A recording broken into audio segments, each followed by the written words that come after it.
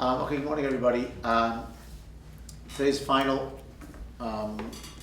talk in this series of Messianism. Today we're going to talk about go a little more in depth into religious Zionism, how Messianism sort of has played out in the whole Zionist movement and the return to Israel. And then I want to kind of close out looking at the big picture of what Messianism means in general. Now, there was a question we're going to start with: is Messianism, good for the Jews? And we're going to close with Messianism, is it good for the Jews? In the middle, we're going to look at religious Zionism, okay, and use that as a bit of a lens to understand to what extent it's been good, difficult, and invigorating also. So I want to start off with a quote from Gershom Scholem in his, and this is Messianic Idea in Judaism and Other Essays on Jewish Spirituality. So in one of the opening essays, Toward an Understanding of the Messianic Idea in Judaism. So Scholem gives several categories on understanding Messianism. I quote for you the end. This is like the last paragraph of his. This is the last paragraph of his essay towards understanding the Messianic idea, and he talks kind of ambivalently about what Messianism has been. Is it good for the Jews or not? And so I want to start off with this. I want to think about this. I'm going to come back to this at the end. So let's take a look at what he says. What I have in mind is the price demanded by Messianism, the price which the Jewish people has had to pay out of its own substance for this idea which it handed over to the world. This is the idea of what is the price that we've had to pay? The magnitude of the Messianic idea corresponds to the endless powerlessness in Jewish history during all the centuries of exile, when it was unprepared to come forward onto the plane of world history. He'll explain this a little bit more. There's something preliminary, something provisional about Jewish history. Hence, its inability to give of itself entirely. For the Messianic idea is not only consolation and hope. Right, that's one way of looking at it. Every attempt to realize it tears open the abysses which lead each of its manifestations ad absurdum. There is something grand about living in hope, but at the same time, there's something profoundly unreal about it. It diminishes the singular worth of the individual, and he can never fulfill himself because the incompleteness of his endeavors eliminates precisely what constitutes its highest value. Thus, in Judaism, the Messianic idea has compelled a life lived in deferment. This is like a quote that becomes a often quoted line of Scholem's. The Messianic idea has compelled a life lived in deferment, in which nothing can be done definitively, nothing can be irrevocably accomplished. One may say, perhaps, Messianic idea is the real anti-existentialist idea. Precisely understood, there is nothing concrete which can be accomplished by the unredeemed. That makes for the greatness of Messianism, but also for its constitutional weakness. Let's understand this for a second. Talk about this for a second. So you hear what he's saying. He's saying, and I never really thought about this as being a counterpart or a piece of Messianism. But I guess what he's suggesting is that Messianism means that until Mashiach comes, the real goal or the good stuff or what's permanent and what we're aiming for is not here. So things are not, I guess you'd say real, are not as important as what I would assume if I didn't believe in a Messianic idea. In other words, the price of the Messianic idea, he's saying, is that living, his version of it, Scholem is saying, that reality does not seem to be as meaningful. It's a life lived in deferment. The real life that we're going to be having is kind of like later on. I guess to a certain extent, you could even say, I don't know if one would make this argument also, but I guess one could say, if you think of similarly to the way he talks about Messianism, if you think of Olam Haba, like the world to come, as being the goal of life, then I guess maybe that also, I think that similarly would lead one perhaps to, like, play down the importance of this world if all you care about is getting to Olam Haba. But he doesn't go in that direction. I wonder whether you could go in that direction. But that's basically his idea, yeah. It must not be the Messiah ideas. You can live life with values, and also... Meaning, you're saying it's not necessarily true what he's saying. You could live a life of value, and even if as you aim towards the Messiah, and it doesn't necessarily. You're denying it all. We're going to see other people do deny, like don't love what he says. But I just want to think about what he says for a moment. And think about I'm not denying that, but I'm saying you can live with even not those ideas. If you have a meaningful life with values and yes. According to Torah, yeah. So this is also right. You can have. Yeah. He says a life lived in deferment. It's quite often said when something really amazing, you want to have something great, when Mashiach comes, will happen. Right. It's more like this can't be accomplished. When Mashiach comes, it's a possibility, right. And that's what's saying deferment. Yeah. You keep deferring that yes. ultimate goal because you think it's unaccomplishable, maybe, mm-hmm. but we just defer it to when Mashiach comes. Right. In Yiddish, it's right. It's more like... Yeah, in other words, and it sounds like what he's saying is why, and again, I think I like the way you formulated that, because he talks about the endless powerlessness in Jewish history during all of the centuries of exile. Right? Meaning, what can we do? There's nothing we can contribute. Mashiach comes, we'll fix it. I think that's when Mashiach so comes. Take a look at it. So I want to show you now. Yeah, wait, you want to say? I was going to look at it in more of a psychological. Yeah. If you take, it could be saying if somebody who is self-actualizing as opposed to being self-actualized, there's a process that they're going through, but they just can't get to the final step. And there's kind of something feels like it's missing if you can't get to the final step. Mm-hmm, mm-hmm. Right. So looking at the psychological side, I think there's a lot to that. I'm going to see a little bit towards the end. Somebody actually makes that point. So I want to mention a couple more. If you take a look at this toward the end of what he said, now in the first part of this paragraph, he talks a little bit about Jewish history throughout the centuries of exile, and in this last part that I have underlined, he talks a little bit about Zionism. So little wonder that overtones of Messianism have accompanied the modern Jewish readiness for irrevocable action in the concrete realm when it set out on the utopian return to Zion. It is a readiness which no longer allows itself to be fed on hopes. Born out of the horror and destruction that was Jewish history in our generation, it is bound to history itself and not to meta-history. It has not given itself up totally to Messianism. Whether or not Jewish history, this is the key thing that's going to sort of set the tone for the rest of the class. Whether or not Jewish history will be able to endure this entry into the concrete realm without perishing in the crisis of the Messianic claim, which has virtually been conjured up, that is the question which out of this great and dangerous past the Jew of this age poses to his present and to his future. In other words, the question that Sholem raises here in the early days of the state are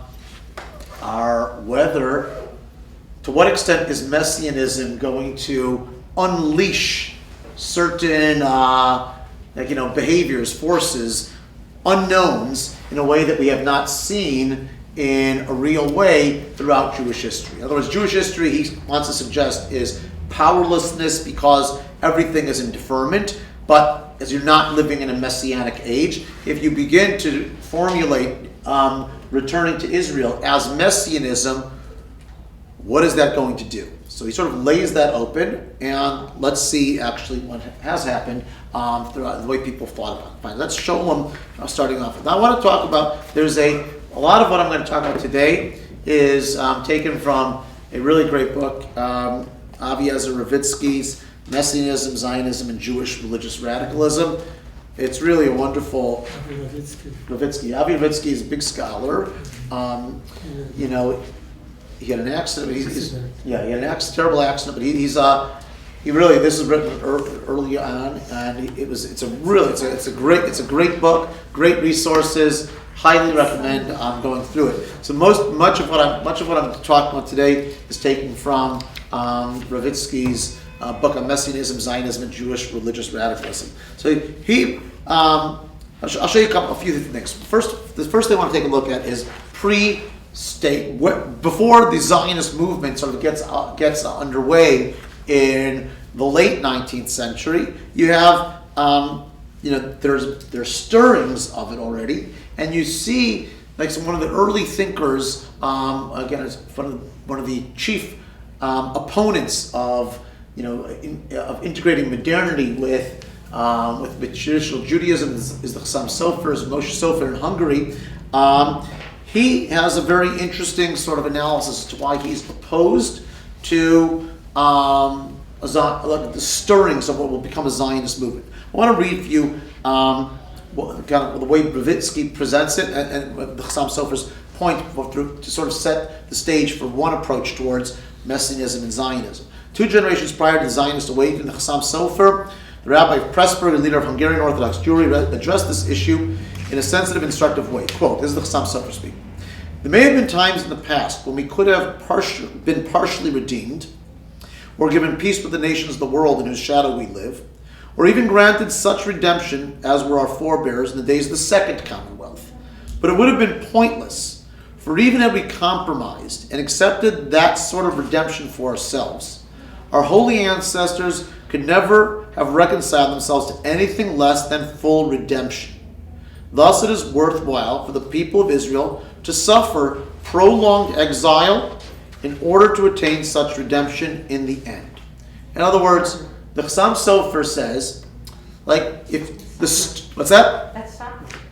Yeah, it is. It is. No, for sure. No, it is. No, this is the Chassam Sofer is writing before, and we looked last week at the Vayoel Moshe, the Satmar Rav's presentation in the 60s to the actual state of Israel.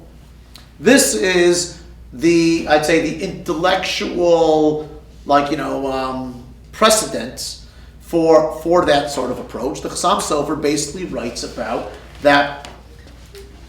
Okay, if we try, it's almost like it's a little more pragmatic, I think, than it is philosophical. If we accept this halfway return to Israel, but it's not the full Mashiach, that's not the days of the Mashiach, this is half redemption is worse than no redemption. People are going to be fooled into thinking that this is it, but this is not it. What's it is Mashiach. And there's a whole different sort of whether you go by the natural or the apocalyptic that we talked about a few weeks ago, that's can be debated. But whether you go the natural approach or the apocalyptic approach, it's not the full Yemot Mashiach. So let's not fool ourselves into thinking that what this halfway is what our goal is. It's aiming. If we aim so low, it's selling ourselves short. It's better not to start with this idea. Better not to start with, correct. Let's read a little bit more Ravitsky's sort of analysis of it. In other words, the Jewish people finds itself in a profound dilemma, torn between an urgent desire for historical, existential salvation in the here and now, and uncompromising devotion to an all-encompassing ultimate destiny and hope, a devotion that is inherently anti-existential. In other words, we're aiming for something that is totally new and totally different. We have very high standards for what Yemot Mashiach is going to be. The Chassam Sofer knew well in his own heart and that of his people. The Jews who live in the distress of exile might, quote-unquote, compromise and rejoice the tidings of a partial salvation, he wrote. Right? They might be tempted to make do with the restoration of the ancient past, forsaking utopian hopes. But the full Messianic claim does not permit the Jew to follow such heart promptings and accept such existential options. In other words, I hear it. You begin to say, if you begin to think of, let's say, the current state of Israel is the Messianic, we're satisfied with this as the Messianic sort of days, that's selling short what Yemot Mashiach ultimately is supposed to be. Whether you go, certainly if you go apocalyptic, even if you go, the natural approach. But I do want to keep in mind as we're going through this, do the opinions that we're going to be taking a look at, do they seem to be assuming more of that natural approach of the Rambam, or are they assuming more of what Yemot Mashiach is going to be more of an apocalyptic approach of Rasadia going, the Ramban, and others? I'm not sure if you can detect it as much in just that little extra we have. So yeah, your point? Just on this point, does he clarify what happens if you take the short-term choice? Have you then given up on the long-term choice? Does that become an obstacle? So I think his position is yes, it becomes an obstacle. Once you compromise, that's you have like that's like foreshadows a bit of like when they talked about like when the world when the World Zionist they had the Congress and it met and they debated the Uganda approach, as a possibility, as something of a compromise. Like you could see, people like, no, all or nothing. Let's do this right. But it's almost like he said, let's do this right. And there's something noble about that. I don't want to. This to me seems like I don't want to malign the approach. It's a very noble approach. You want to be, I don't want to compromise. Now, take a look at a little bit later on, as the Zionist movement starts to become a little bit more of actually a movement. This is, if you turn the page, I put this as 2a because it's really a similar approach to the Chassam Sofer. It's from Chassam Sofer was a misnagid. It was not a chassid. This comes from a chassidish approach of the Biala Rebbe, who talks about Zionism. Look at the way he said. Zionism represents the struggle of the evil urge and its assistants, the Yetzer Hara, who wish to bring us down, heaven forbid, by false and harmful opinions, claiming that if Israel will not perform some concrete action to settle in the Holy Land and to actually work the land, then they will be unable to leave this bitter exile, heaven forbid. This falsified view is strengthened in our time due to our great sins. The Zionists likewise wish to join together and to unite against God and His Messiah. In fact, Israel have no greater foe and enemy who wish to deprive them of their pure faith that our salvation and redemption transcends the way of nature and human intelligence. Again, this fits more into the utopian, apocalyptic, not into the natural. But this idea of basically saying naturally going ahead and settling the land, right? This deprives us of our faith in Hashem and Mashiach, which transcends the way of nature and human intelligence, that He may be blessed. Kadosh Baruch Hu should watch over us with a sharp iron exile in all our troubles. He is troubled, so to speak. In other words, this approach is rejecting Zionism, not just as the Chassam Sofer's thing is that we should aim high and not compromise, but don't be misled into thinking that this is how you bring about Mashiach. If this is the Yetzer Hara telling you this is how you bring about Mashiach. To really bring about Mashiach, we have to wait and see and let it happen as God wants to happen in a supernatural sort of way. This is the opposite of going to Israel, is a rejection of Messianism, is the way they see it. In other words, we're all for Mashiach. We believe in Messianism and Yemot Mashiach. We should push for it, but we should have it, but we don't make it happen. And if your Yetzer Hara is what's telling you that you have to do this in order to make it happen. Now, that's like I'm going to go the second approach, which would be the opposite. This is called the Mevasrei Tzion.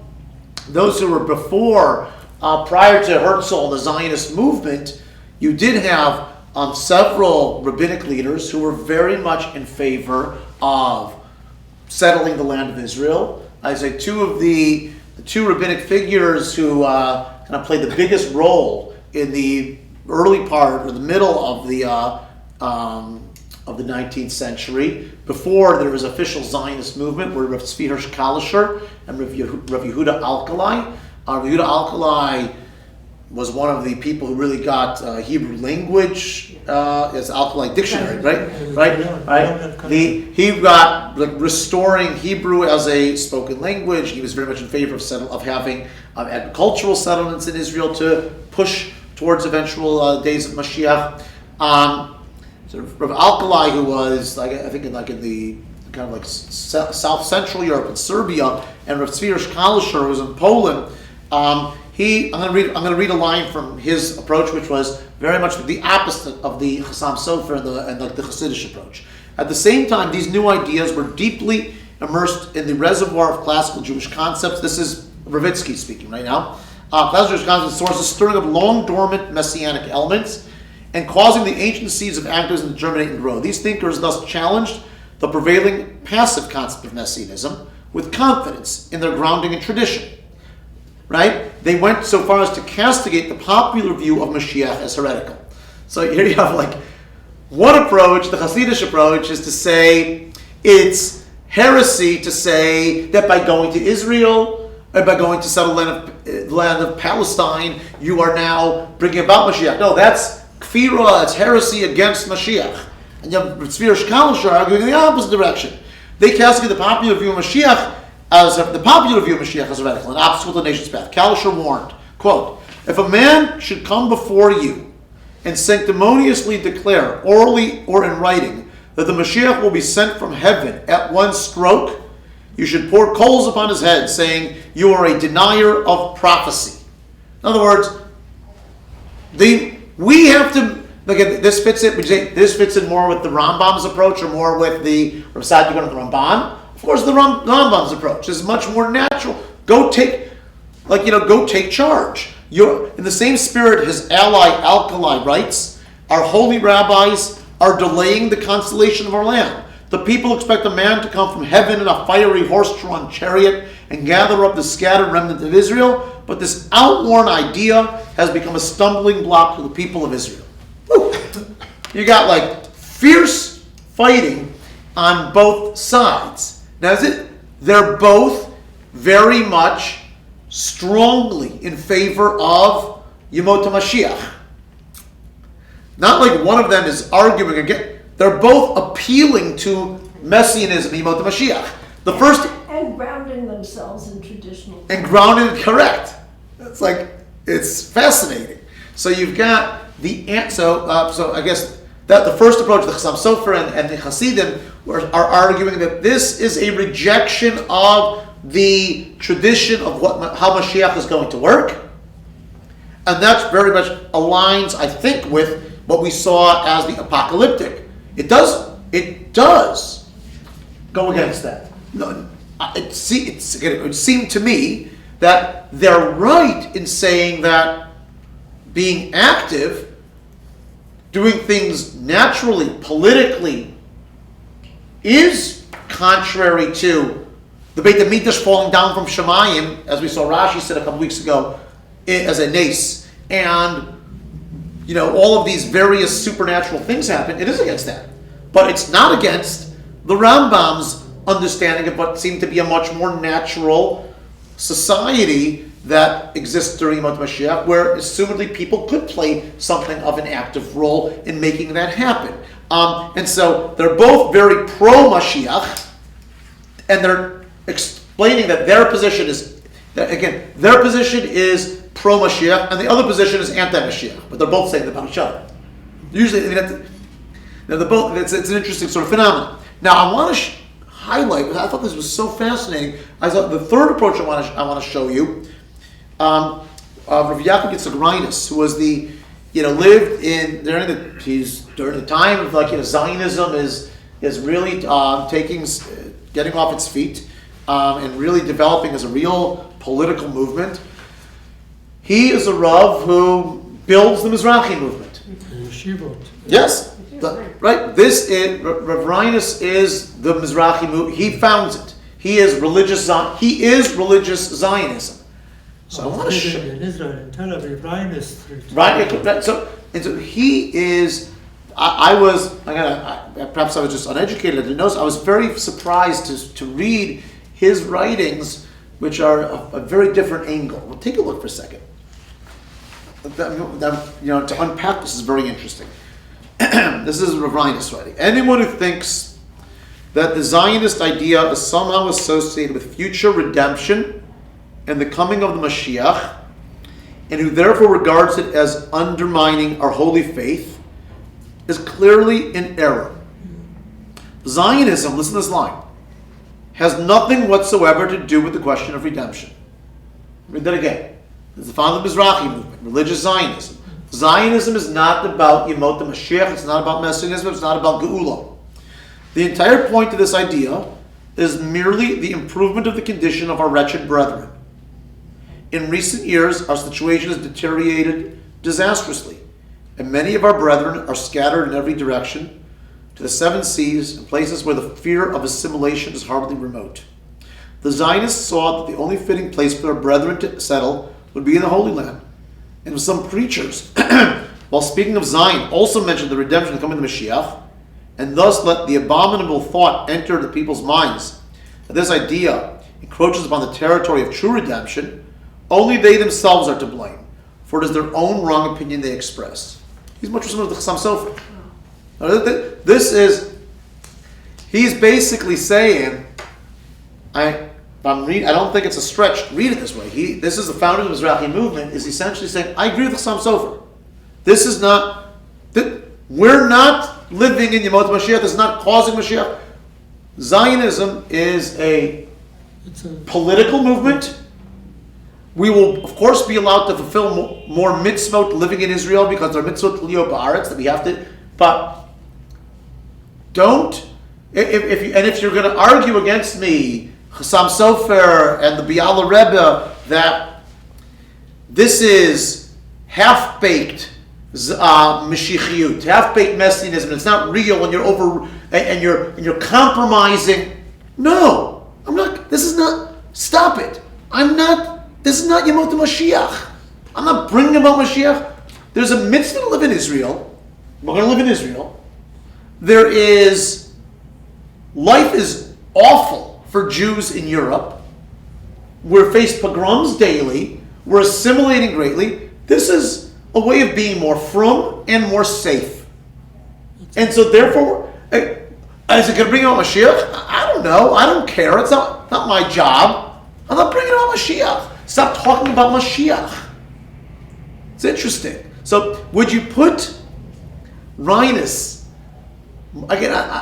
If you had to, I like to do this in my classes. If I have a class, if I have three approaches to something, I'll usually say to my kids, like on a test, I'd say to my students, okay, these three approaches, put which one is more different than the other two, and explain why you put those together. So usually that's a way of kind of getting kids to think a little bit. And I guess usually there's not one right answer. You could also usually kind of articulate it in ways that make sense in multiple ways.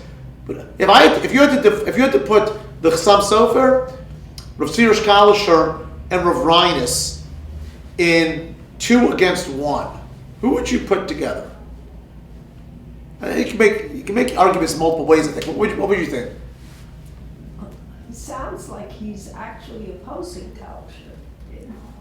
Yeah, I think that in an ironic sort of way, the founder of the Mizrahi movement seems to almost be more philosophically aligned with the Chassam Sofer and the Hasidim, who are very opposed to Zionism, as opposed to Rav Tzvi Kalisher, who's really deemed like the Rav Tzvi Kalisher and Rav Yehuda Hakalai are the foundational Gedolim who see Zionism as something we should strive towards. So it's interesting irony there. Again, I could argue though that no, the Chassam Sofer, I could make the argument that philosophically there's regarding Messianism that is more similar to the Chassam Sofer, but regarding what you're supposed to actually do, practically speaking, the Chassam Sofer is like stay away, don't go to Israel, don't support the Zionists. He's saying support the Zionists, we should live there. So Tzvi Kalisher and Rav Reines are aligned in the fact that they're both settling the land, and they're against the Chassam Sofer in that regard. But Rav Reines is similar to the Chassam Sofer in the regard that this is not about Mashiach. Yeah. when I read what Rav Kalisher is saying, he's not necessarily saying anywhere that his movement is based on a step towards Mashiach. He's basically castigating those who have made that association. So they're different, because I know I grew up in a very Mizrahi home, and never, with all the leaders that my parents brought into the house and I knew, was there ever the question when they were talking philosophy, was Mashiach ever brought into the question? It was just the issue of, we want to settle the land of Israel, and if we want to make sure that religious parts can settle the part of Israel, that's what religious Yeah, but I think that's very much, at the foundation. To me, Rabbi, his So- picture is always the center of any. So it's interesting. So we'll see in a second. Again, this does tie into what we spoke about last week. We looked at the Tefillah Shalom Medina of the Reshit Tzmichat Geulateinu. I think that, I think certainly within Rav Tzvi Kalisher and within Rav Alkalai, there is more of an openness towards seeing settling land of Israel as something of a harbinger of Yemot HaMashiach, and certainly that idea exists in a way that is more, again, may not be dominant, but it's more evident and more open to that than you'll have in Rav Linus, who's not at all about that, who is strongly not about Messianism. Now, I want to show you, though. Also because Apoel Mizrahi were always in coalition with the Labour Party even from the beginning, because they had this ideas of They had the same Right. They had the same Social. That's very much a piece of like 19th century socialism also. So, if you take a look though, I want to move into this. We've looked so far very much at precursor. The people we've been looking at are people before the state of Israel has existed. I want to take a look for a moment at what's happening once the state of Israel is founded. How do religious Zionists, how do people in the Mizrahi movement begin to think of Israel as far as Mashiach goes? Let's take a look at that in a second. And I want to do this by looking at two things. First, I want to look at a little bit before the state of Israel is founded. I want to first look at something from Rav Kook, the elder Rav Kook. So I have an excerpt from Orot. This is a great edition of Orot. This is an English translation of Orot with Bitzalel Naor's. He wrote the translation and the notes on it and an introduction. And the introduction is like, the introduction to the book is 101 pages. Introduction to the book is a book itself, and I bought that as much for his introduction is fantastic. It was a great biography, introduction to the thought of Rav Kook and in Orot. But I want to talk about Rav Kook and his son Rav Tzvi Yehuda Kook, because Ravitsky makes a strong point that there was a strong shift between some of the original thought of the father of Avram Yitzchak Cohen Kook, who was the chief rabbi of what was then Palestine, moved from, he was in Latvia, then in Belarus, and then and moved from there to, he was the chief rabbi of Yafo, and then of Palestine. So if Kook was a very mystical thinker, and I want to read a little bit about what he writes about moving to Israel, and I want to contrast it with something that his son starts to write. I'm going to read this again, taken from Ravitsky's book. Let's read in Orot HaKodesh. This is not, it's not the right Orot HaKodesh. The cleansing of the world through the passage of the generations and the higher realization of divine presence in Israel in each age, as well as the gradual improvement of social relationships and the broadening of the sciences, have greatly refined the human spirit, so that although it is not yet entirely pure, a considerable part of its thinking and inherent desire are focused on the divine good. And the part that has already been purified inevitably gives way to liberality and anarchy. Okay, I'm not going to get into that, but that's an interesting point there. It is as if the prophetic prediction, I will give you a new heart and put a new spirit into you, referred not to the end of days, not to the Yemot HaMashiach, but to events within history itself. The idea of progress makes history as a whole a stage for messianic fulfillment, realization, and repair. In other words, what Rav Kook, I wanted to point out here, in the elder Rav Kook, looks, and this is going to be connected to what we started with also with Sholem, seeing Messianism as being a life in deferment. You're not really doing something that matters now. You're always going to happen.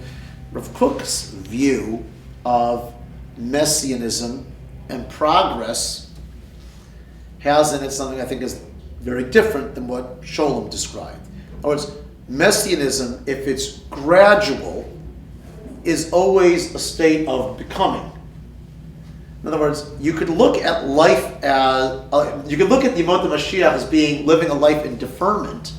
If you read Rav Kook, though, in this sort of idea of the way he sees progress, it seems to me like there's something noble in Messianism. As opposed to leading us to live a life in deferment, it leads to having a life that's constantly improving, getting better. We're not just waiting around for something to happen, but if you see Messianism as part of what makes the world, is woven into the fabric of the world, that we're always progressing and getting better, and that's something Messianism sets for us. I'll read this a little bit more as to what Ravitsky says, because I think it's really important.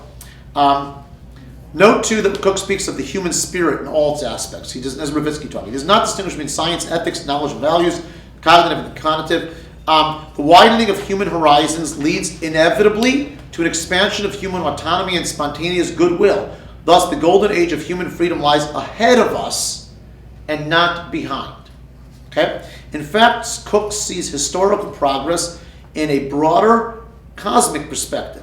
He connects it with the traditional Kabbalistic doctrine of the ongoing elevation of all being, etc., etc. I'm going to let's read a little bit more. Kook wrote these words in 1901, and he continued, the overall aim of nature, which is to refine all things until they reach the peak of perfection. This is the process of evolution and natural selection, right? Kook wrote these words in 1901, and he continues to expand upon the idea in later years. Everything flows onward, bestirs itself, and aspires higher, reaching upward toward purity and exaltation. This mighty desire is inherent in all creation. It is this power that propels all existence, etc., etc. This is Rav Kook. And then Ravitsky says, in other words, progress is rooted in an ontological principle. The world as it is getting better. It's always improving. Humankind and the world, history, and nature are gradually driven toward their redemption by a single cosmic will. Kook regards even biological evolution as part of this great cosmic yearning for divine perfection. In other words, Rav Kook, when he writes about Messianism and history as being all part of this like cosmic sense that everything is always improving, everything is getting better.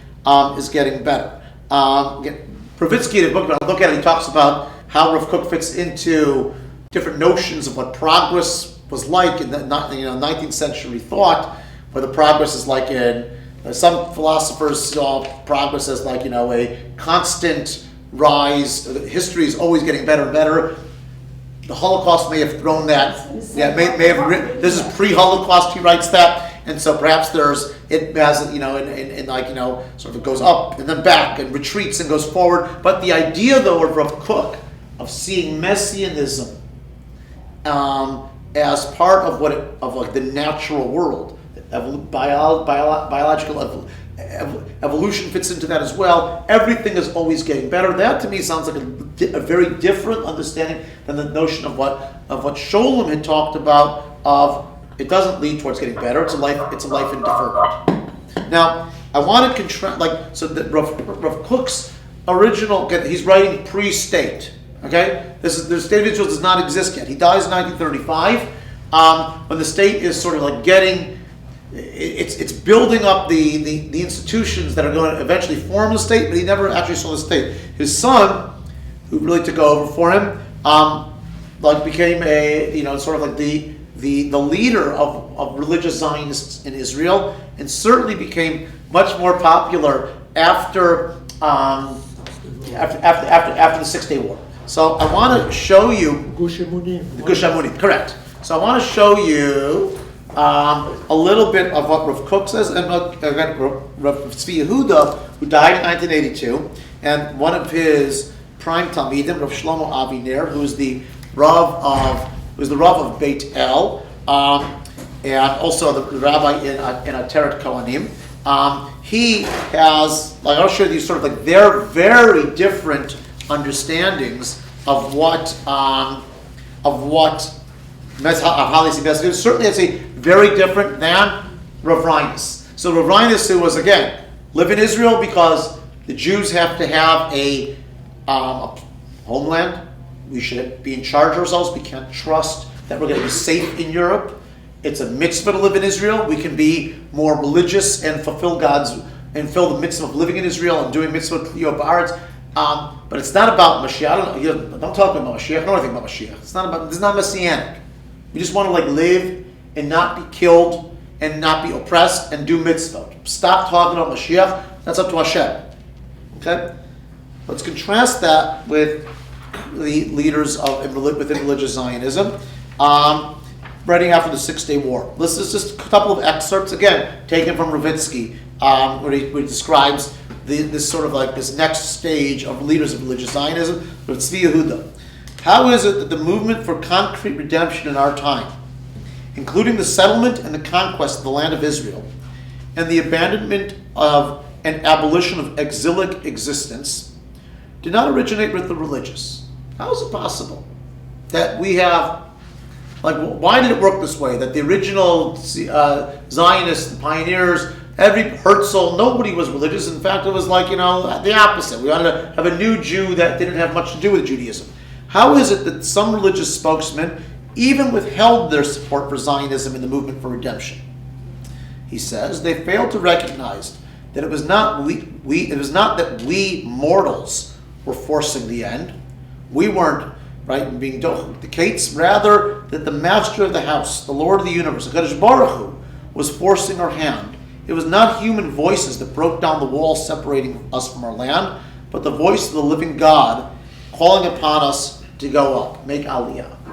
So Rav Tzvi Yehuda talks about Israel, living in the land of Israel, the army also as being part of a messianic movement. This is very overtly messianic, very, very different than Rav Reines.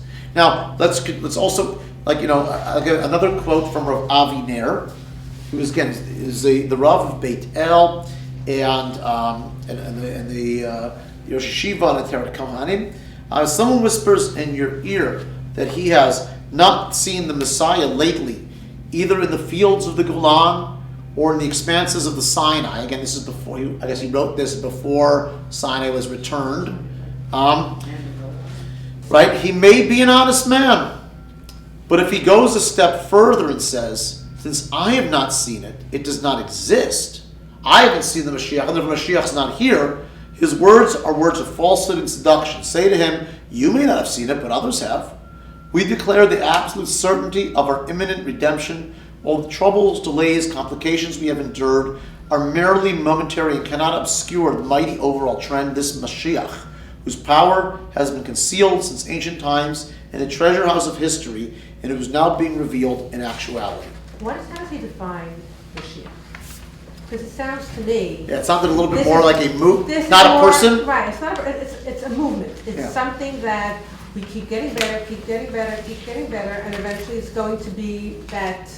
Right. So I think, sky, but until that point, well, I think that it's a time zone. So I think that everybody, religious Zionism, and those who are in favor of seeing the state of Israel as being currently not an Reshit Smicha, again, what do you say? Reshit Smicha Geulatenu, Geulatenu, or Shetahei Reshit Smicha Geulatenu, however you want to phrase it. Everybody's going to agree that the Mashiach himself has not yet come, and they would, because they're subscribing to a Rambam, point of view that would see a certain positive involvement in people to make it happen, and eventually we'll realize who the Mashiach is. If you take it's interesting again. Rav Kook, the elder Rav Kook, gave a very controversial hesped for Herzl.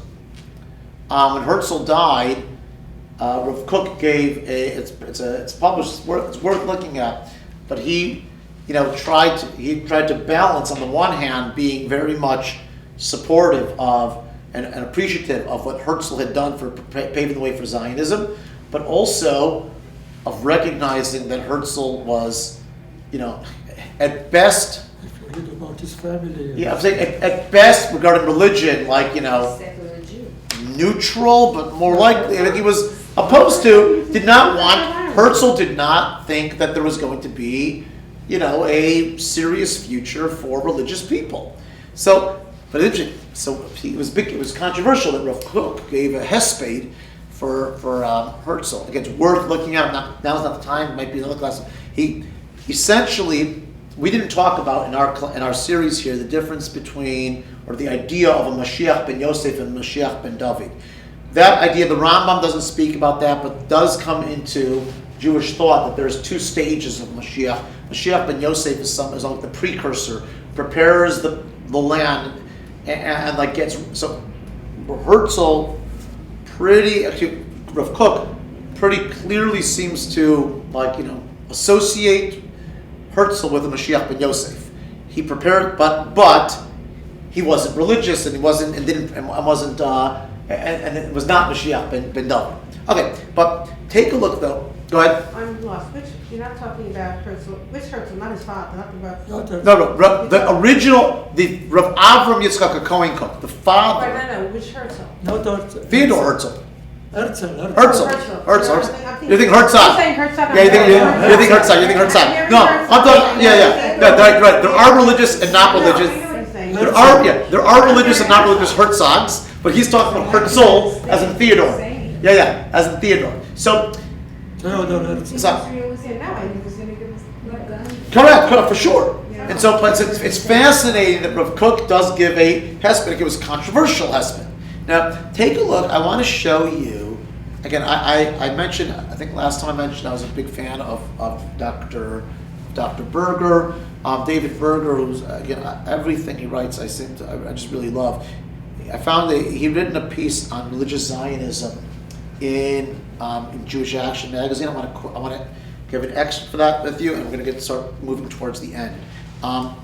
So looking at, I just want to think for a second here. Looking at, getting back to our question and thinking about our question of Sholom's critique that he mentioned about what Messianism meant for the Jews.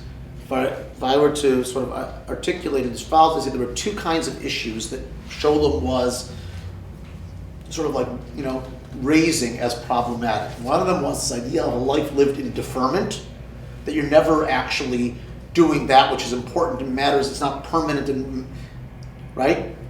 And the other piece was, what is Messianism going to do to us once you believe you're living in the Yemot Mashiach? What kind of forces does that unleash? And he's writing that early on in Zionism in the State of Israel. So I so far looked a little bit at that Rav Kook, the elder Rav Kook, who kind of responded to what we thought was the problem of a life in deferment. That actually you can look at not necessarily a life of deferment, but a life of becoming. We're constantly trying to improve.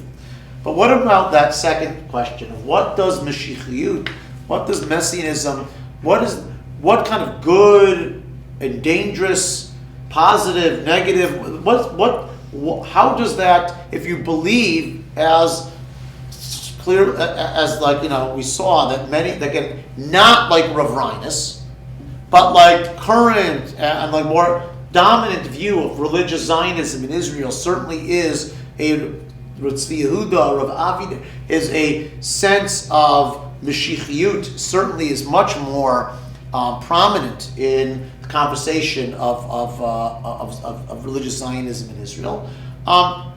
What's good and what's bad about that? What does that do to us in a positive way, in a negative way, or just is there a way of unpacking that so we understand that kind of contemporary Israeli thought and Zionism in a way that makes more sense? like again, Ravitsky is like critical in his book. Maybe I'm like perhaps a little bit influenced by having read his book and like really appreciated it. Ravitsky notes that there were, he quotes a number of religious Zionist thinkers who were, let's say, after talk about the Lebanon War, okay, and any sort of Sabra Shatila, people who were, were less concerned about any kind of moral problems that would have happened there, because if you see yourself as being part of, this is part of Yemot HaMashiach, he wants to say more is justified, and you're less careful. What I want to show you, I want to read what Berger says. I think it's very interesting. And there again, I'm not sure what I think. I certainly think that it's worth considering. I think it's interesting. He talks here, I'm going to read just a couple lines here. I'll read a couple lines at the beginning, and I'll go to the underlined part. Number 8. And then there's the Messianic dimension. Here too, religious Zionism faces the need for religious introspection. To some degree, I believe that Messianism has been made to shoulder an unfair measure of blame for the full range of militant positions proffered by religious Zionists. While some extremist behavior has resulted from Messianic fervor, I do not believe this is the primary explanation for Mayor Kahana's confrontational approach on the streets of Brooklyn. This is 1999. This is after Kahana was already assassinated, right? Yes. Yeah, because he was assassinated in 1990, right? It is not Messianism, but the novel opportunity to exercise power, which has led to some religious Israelis to advocate the literal application of certain components of the tradition that are deeply hostile to Gentiles. The need for nuanced understanding of these texts is a challenge to the very soul of religious Zionism. So in other words, the fact that some people might be more extreme and not in certain ways, he says, I don't know if that's necessarily Mashiachiyut that's authorizing that. It could be that there's something else playing in, that's like once you're in power, sometimes people abuse power. At the same time, the impact of Zionist Messianism is real and often disturbing. I think it is a theological error to see the state as the certain harbinger of imminent redemption. Again, that's what as the Rambam makes clear, we have no definite knowledge of when the Mashiach will come. Moreover, the Messianic confidence is translated in political action. When you do that, when you act politically in a way which you feel that you are acting as the kind of like the agents of the Mashiach, theological error can become temporal danger. Positions on Oslo and why should not be a function of Messianic analysis. We can say, Reshit Tzmichat Geulatenu, as an expression of faith, the state will not be destroyed before the end of days, or as a hope that the Mashiach will soon appear, but not as a definitive affirmation that we will see the final fulfillment. In other words, be a little more modest in application of Messianism. Now he says this is just like an interesting thing. He says again, he's writing this as a religious Zionist living in Chutz La'aretz, living in New York. Religious Zionism does face a crisis. Confidence that the birth of Israel guarantees the imminent advent of the Mashiach is theologically dubious and pragmatically unwise. The realization of a full Torah state must await his coming, and a sober examination of the contemporary realities should impel us to consider the religious benefits of some retreat, even from the status quo. In other words, this sounds a lot more like Rhinus than Rav Tzvi Yehuda or Rav Avi there. Indeed, we may well have waited so long that the policies of the past will be swept away without our consent in a culture comp that all segments of Israeli society might strive mightily to avoid. At the same time, the core aspiration, though, of religious Zionism has been powerfully vindicated. God has given us back our land. This awe-inspiring event, captured in so simple a sentence, creates a set of obligations with the heart of religious Zionism today. To thank God for this gift, to preserve it and nurture it, optimally with our physical presence, and to infuse it with genuine Jewishness in a manner that will inspire all Jews to say that the ways of Torah are ways of pleasantness. Now, Berger is writing about this as, again, we said last week, also his essay about Messianism and the Rambam being in favor of, waiting and see, but along with this natural approach to Messianism, but not being super confident. You have to be humble and tentative about whether it is Yemot HaMashiach. That's what he's arguing, and he'd argue against the approach of Tzvi Yehuda and Rav Aviner because he thinks it may lead you to make unwise decisions. I want to, in the last 5 minutes, I want to sort of close out with, again, thinking about the, I guess just to trace again, going back to Sholem. Life in deferment, dangers of what Messianism, dangers and opportunities that Messianism can unleash. It could unleash some of the things that Berger is talking about here, but it also points out towards seeing the state of Israel as not just a place of refuge for Jews, but trying to make sure that Israel is a beacon of goodness to the rest of the world is also that's a messianic idea. And there is, I think, also that component of Zionism as well. Of course, I'm sure we all feel very proud when there's some sort of horrible natural tragedy that exists, whether it's in Haiti, or whether there's an earthquakes, and you see that the Israeli trauma team is first to respond and set up field hospitals in ways that are really impressive. So you'll have critics of Israel will say that Israel's trying to whitewash its colonial, but a religious Zionist will say this is part of being an Or Lagoyim and leading towards this is also a piece of Messianism. Messianism does not necessarily only have to be thinking about the way that you kind of control territory in Israel, never retreating in certain ways, although that's a piece of it. There's also the aspect of trying to be that beacon to the nations of the world as having a messianic idea in it. Israel thinks, sometimes we say Israel doesn't like to be held to a double standard. Yeah. We want to be held, but part of us says we'd like to be held. Notice, on a certain measure, we don't like when others hold us to double standards, but we like to hold ourselves to a double standard. We want to think that we are better, and we are going to, be that Or Lagoyim, and there's something messianic about that. There's nothing we should be. I feel inspired by that sense of messianism. Again, I want to close out then with the last thing I want to point out is that I'm going to skip this piece from Kellner and the Rambam and Kellner because time's wasted. But this is a great book. Also, I'm a big fan. Dr. David Berger and Menachem Kellner, who's at the University of Haifa. These are real scholars in Jewish history and people who, in my view, really seem to understand how contemporary society, Orthodox society. Kellner writes again about how this is a book called Maimonides of the Decline of Generations and the Nature of Rabbinic Authority. He talks a lot about how again there's two ways to view history if you're a frum person. On the one hand, you can be nitkat nu hadorot, that the farther we are from Sinai, the worse off we are. The more distant we are from our glorious past, the more diminished we are. He wants to claim that the Rambam looks at things differently, and this fits into what we saw from Rav Kook, that although there are aspects that we're more distant from Sinai, and to a certain extent that might lead one to think we're diminished, but the Rambam, and certainly as Rav Kook saw it, sees us also, although we're further from Sinai, we are closer towards that process of Mashiach. So we're always if you look at history having two different poles of Sinai and Yemot Mashiach, we're somewhere in the middle.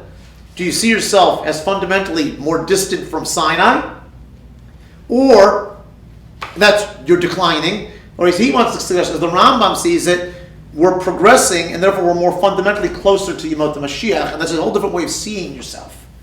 I think that's an interesting way, also in contrast to the way Sholem saw things. So I want to turn to the end. The last thing I'll close off with there's a really interesting article shown to me by my neighbor, former SDR parent, Dr. Benji Gampel, showed me. I was talking about Mashiachiyut, and he showed me this article by Liam Wieselter called "A Passion for Waiting: Liberal Notes on Messianism and the Jews." And we'll close off with this.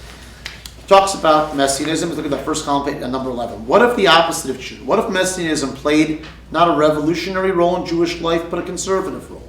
Recall Sholom's famous formulation of Jewish Messianism as a life lived in deferment. Sholom believed that Messianism demanded a price, and the price was a certain unreality that attached to Jewish existence. There is something grand about living in hope. Again, this is just referring to what we'd started with. There's something grand about living in hope, he wrote, but at the same time, there's something profoundly unreal about it. It diminishes the singular worth of the individual, etc., as we have said. He quotes Sholom. Now he wants to, Wieseltier critiques it. Says, to a student of the normative Jewish community of the medieval and early modern world, this passage is deeply vexing. Nothing concrete that can be accomplished by the unredeemed. In other words, he's going a middle road. You don't have to go the Rambam's approach that Kellner suggests, or Rav Kook's approach that the world is always improving, that with Yemot HaMashiach has us actually always becoming better and better and better. He says, actually, again, I think that Wieseltier has a very interesting way of looking at it. As a description of the inner and outer realities of traditional Jews, this is spectacularly wrong. Jewish life was never as drained by the future as Sholom describes it. It was the objective of halacha and of the halachically constituted community to ensure that something can be done definitively, can be irrevocably accomplished. And this objective it realized annually, monthly, weekly, daily, hourly. Halacha, to revert to Sholom's dated philosophical analogy, is a supremely existentialist enterprise. It is the existentialist idea that sets a firm and sublime limit to the anti-existentialist idea of Messianism. In other words, he thinks that hoping towards the future, again, he's not going with the Rav Kook and the Rambam to become Yemot HaMashiach in the future.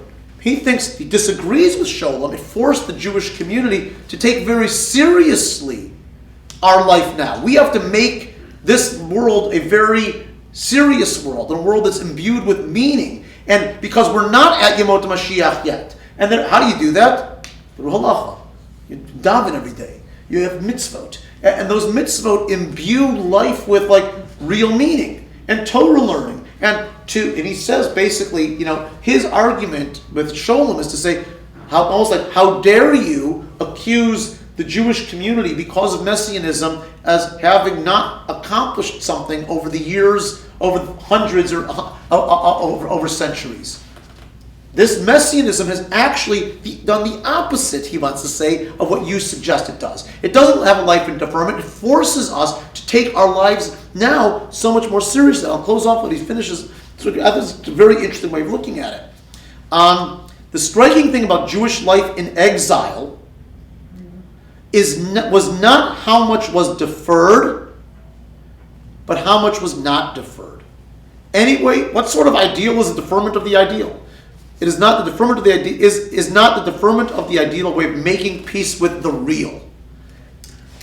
That another way of looking at Sholom's understanding of Messianism, critiquing it. Whether you go with Rav Kook and the Rambam, we're always progressing, or whether you go with what Wieseltier points out and says, actually, even if I accept that that things are deferred, by deferring the grand, idyllic, utopian future, it's forced us to take reality every day much more seriously, and that has led to a life not of deferment, but a life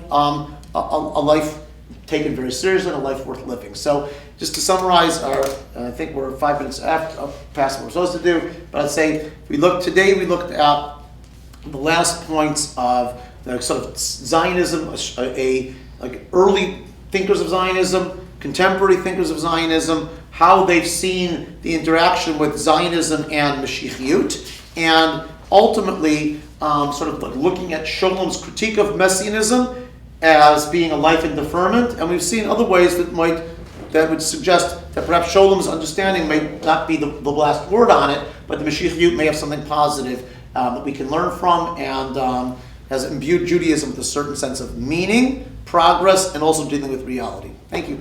Thank you.